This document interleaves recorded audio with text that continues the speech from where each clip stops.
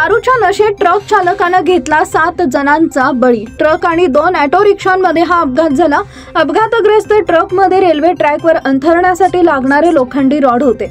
Auto रिक्षाला overtake करण्याच्या नादात हा भीषण अपघात झाला। ऑटो रिक्षाला ओव्हरटेक करत असताना या ट्रकमधील लोखंडी रॉड निसटले आणि ऑटो रिक्षावर जाऊन पडले। या भीषण अपघातामध्ये 7 जणांचा जागीच मृत्यू झालाय, तर 6 जण गंभीर जखमी आहेत। मृतांमध्ये एका लहान मुलाचा देखील समावेश आहे। जखमी व्यक्तींना उपचारासाठी रुग्णालयात दाखल करण्यात आलं असून जखमी व्यक्तींची परिस्थिती चिंताजनक असल्यानं मृतांचा आकडा आणखी वाढण्याची भीती व्यक्त केली जाते।